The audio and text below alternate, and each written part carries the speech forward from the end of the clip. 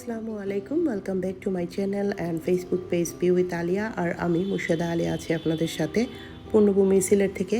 আশা করছি আপনারা সবাই ভালো আছেন। আর আমি আজকে নতুন একটা রেসিপি আপনাদের সাথে শেয়ার করছি, সেটা হচ্ছে ম্যাঙ্গো ক্যান্ডি বা আমসত্ত্ব। তো ইদানিং দেখছি যে সবাই এভাবে ইনস্ট্যান্ট আমসত্ত্ব বা ম্যাঙ্গো ক্যান্ডিটা বানাচ্ছেন, তো ভাবলাম যে আমিও একটু ট্রাই করি, দেখি কীরকম হয়। আমি একটু আগে আপনাদের সাথে আমার ছাদের বর্তমান অবস্থাটা একটু শেয়ার করলাম। অবস্থা খুবই খারাপ, এলোমেলোভাবে আমার গাছগুলো ছড়িয়ে ছিটিয়ে আছে, কারণ এখানে হচ্ছে কনস্ট্রাকশনের কাজ চলছে আর এই ছাদ থেকে এদিকের বিল্ডিংয়ে আসা যায়। তো এখান থেকে হচ্ছে অনেক সুন্দর ভিউ পাওয়া যায়, তো ভাবলাম যে আপনাদের সাথে এই ভিউটা শেয়ার করি। তো এই হচ্ছে ভিউ, অনেক সুন্দর আর ঝলমলে রোদ উঠেছিল আজকে, যে জন্য ভিউটা আরও বেশি সুন্দরভাবে ফুটে উঠেছে। তো ইনশাআল্লাহ আমার ছাদের বাগানটা বর্তমানে একটু এলোমেলো অবস্থায় আছে, তবে আমার প্ল্যান আছে এটাকে নিয়ে, দেখি কি করতে পারি। আল্লাহর হুকুম হলে অবশ্যই করব। তো এখনও আপাতত এভাবেই আছে আর কি বাগানটা। কয়েকটা গাছ আছে, বেশিরভাগ গাছ আমি নিচে নামিয়ে নিয়েছি। তো যাই হোক, এখন আমি আমের আমসত্ত্বটা বানানোর জন্য কিচেনে চলে আসছি, বা ম্যাঙ্গো ক্যান্ডি যেটাই বলেন না কেন। তো এখানে হচ্ছে কিছু কাঁচা আম, এগুলো আমার শ্বশুরবাড়ির ছাতক থেকে আসছে, আমার শাশুড়ি মা পাঠিয়েছেন। এগুলো কিন্তু একটু কাঁচা আছে, এখনও পাকা শুরু হয়নি। তো ভাবলাম যে এখনই সময় এটা দিয়ে ক্যান্ডিটা তৈরি করে নেই। তো এরই মধ্যে হচ্ছে আগে কিছুটা কাঁচা আমের ভর্তা করে নিচ্ছিলাম, কারণ কাঁচা আম দেখলেই তো জিভে জল চলে আসে যে একটু ভর্তা করি, তারপর ভর্তাটা সবাই মিলে শেয়ার করি। তো সেই জন্য আমি কিছু আম আগে হচ্ছে ভর্তা করে নিচ্ছিলাম, আর বাকি কিছু আম দিয়ে আমি ম্যাঙ্গো ক্যান্ডিটা বানাবো। আর ম্যাঙ্গো ক্যান্ডিটা আমি অল্প করে বানাচ্ছি, যেহেতু নতুন এই রেসিপিটা আমি ট্রাই করছি, জানি না কীরকম হবে। তো এতগুলো আম আমি নষ্ট করতে চাইছি না, সেজন্য অল্প কয়েকটা দিয়েই আমি ম্যাঙ্গো ক্যান্ডিটা বানাবো। তো এদিকে হচ্ছে আমার ম্যাঙ্গো বা আমের ভর্তাটা হয়ে গিয়েছে। আমি এখানে লবণ, কাসুন্দি, তারপর গুড় দিয়েছি, ঝোলা গুড় যেটা, সেটা আর সরিষার তেল দিয়ে মেখে নিয়েছি।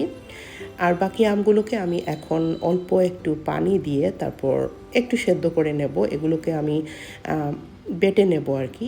তো সেই জন্য আগে একটু সেদ্ধ করে নেব, তারপর হচ্ছে এগুলোকে বেটে নিতে সুবিধা হবে। তো এই যে এগুলো অল্প সিদ্ধ হয়ে গিয়েছে, মানে হাফ সিদ্ধ যেটাকে বলে। তো এবারে এটাকে আমি একটা ব্লেন্ডারে নিয়ে তারপর বেটে নেব। তো এরকম হয়েছে, বেটে নেওয়ার পরে একদম সফট। কালারটা সুন্দর আসার জন্য এই পর্যায়ে আমি এর মধ্যে গ্রিন ফুড কালারটা দিচ্ছি গোলমরিচের গুঁড়ো,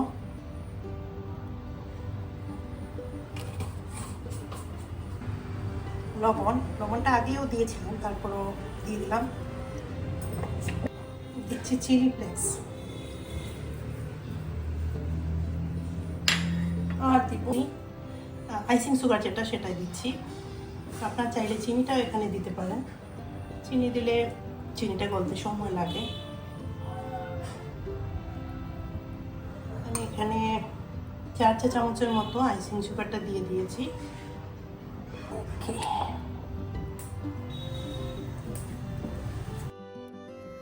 মিষ্টি বা লবণ এগুলা আপনারা আপনাদের প্রয়োজন বুঝেই দিবেন। এখানে আমার আমটা, মানে বাটা আম প্রায় 1 কাপের মতো ছিল, আর এখানে আমি লবণ পরিমাণ মতো দিয়েছি আর আইসিং সুগারটা দিয়েছি।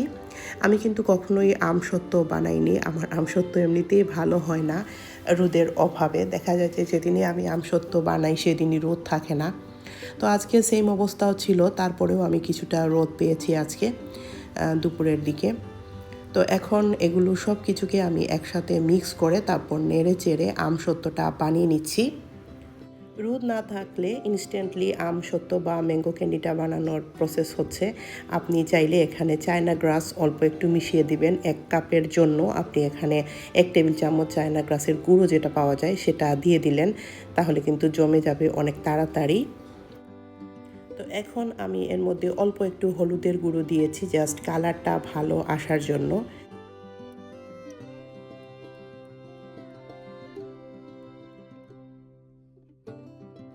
এটা যখন একটু আঠা আঠা হয়ে যাবে তখন এটা নামিয়ে নেব। এটা কিছুটা আমসত্ত্বর মতোই হবে। যারা এতক্ষণ ধরে আমার ভিডিওটি দেখছেন, জানি না তাদের কাছে আমার ভিডিওগুলো কীরকম লাগে বা লাগছে। যদি ভালো লাগে তাহলে অবশ্যই একটা লাইক দিতে ভুলবেন না। আর আমার চ্যানেলটিকে সাবস্ক্রাইব করে পাশে থাকা বেল বাটনে প্রেস করবেন। তাহলে আমি যখনই কোনো ভিডিও আপলোড করব তখনই আপনার নোটিফিকেশন বক্সে ভিডিওটি চলে আসবে। আর আপনারা চাইলে আমার ফেসবুক পেজটিও ফলো করতে পারেন, সেখানেও আমি এরকম ভিডিও এবং বিভিন্ন অ্যাক্টিভিটিসগুলো আপলোড করে থাকি। তো এটা কিন্তু অনবরত নাড়তে থাকতে হবে। এটা আস্তে আস্তে যখন প্যানের গা ছেড়ে উঠে আসবে এবং যখন মনে হবে যে আপনার এটা যথেষ্ট ঠিক হয়ে গিয়েছে, তখনই আপনি এটাকে নামিয়ে নেবেন। তো আমি অনেকক্ষণ থেকেই এটাকে নেড়ে নেড়ে তারপর মানে রান্না করছিলাম। আমার চুলার আঁচটা কিন্তু এ পর্যায়ে একদম লো হিটে আছে।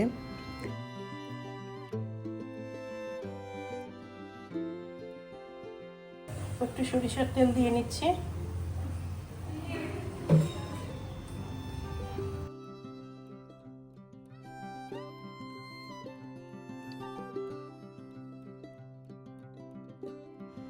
সরিষার তেলটা দিলে ম্যাঙ্গো ক্যান্ডিটা খুব তাড়াতাড়ি আনমোল্ড হয়ে যাবে। তো এখন আমি হালকা হাতে এটাকে চেপে চেপে চেপটা করে দিচ্ছি একদম পাতলা করে। তো খুব বেশি পাতলাও করছিলাম না, আমার কাছে যতটুকু মানে মনে হচ্ছিল ঠিক আছে ততটুকু পাতলাই করছিলাম। তো এখন আমি এটাকে রোদে দিয়ে দেব। তো আমি হচ্ছে 2-3 ঘন্টা এটা রোদে দিয়েছিলাম। তো আপনারা কিন্তু এটা 2 দিন বা 3 দিন রোদে দিতে পারেন। আর না দিলেও সমস্যা নাই যদি আপনি এখানে চায়না গ্রাসটা ইউজ করেন তাহলে।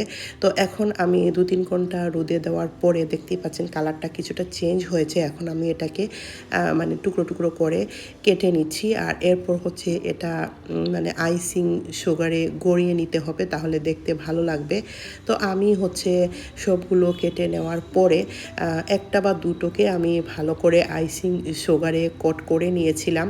তারপর আর আমার ধৈর্য ছিল না যে একটা একটা করে কোট করব, তারপর রেডি করব। আর হাতে হাতেই আমার বাচ্চারা হচ্ছে এই ম্যাঙ্গো ক্যান্ডিটা শেষ করে দিয়েছে। ওরা এটা মানে শুকাতেই দেয় নাই আর কি, যেটাকে বলে।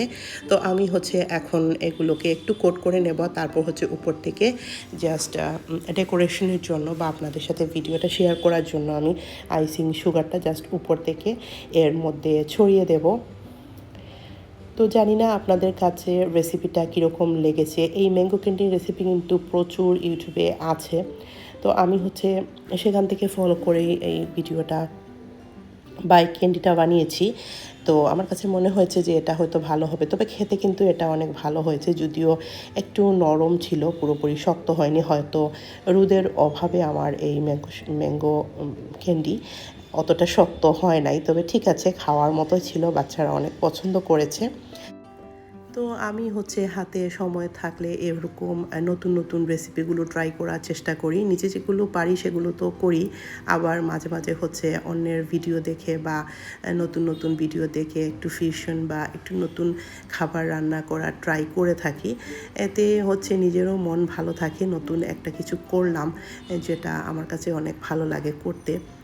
আর পরিবারের সদস্য যারা আছেন তারাও কিন্তু এই রেসিপিগুলো দেখে অনেক পছন্দ করে এবং মানে অ্যাপ্রিসিয়েট করে আর কি, যেটা আমার অনেক ভালো লাগে। তো আমি ভাবলাম যে আমার এই চেষ্টাটাও আপনাদের সাথে শেয়ার করি, যেহেতু আমার সব ধরনের রেসিপি আমি আপনাদের সাথে শেয়ার করেছি। তো যেটা আমার নতুন করা বা অন্য একজনের দেখে আমি করেছি সেটাও আপনাদের সাথে মানে শেয়ার করলাম। আশা করছি আপনাদের কাছে ভালো লেগেছে। তো এই ছিল আমার আজকের ভিডিও। সবাই অনেক ভালো থাকবেন, আমার জন্য দোয়া করবেন। দেখা হচ্ছে নেক্সট ভিডিওতে। আল্লাহ হাফিজ, আসসালামু আলাইকুম।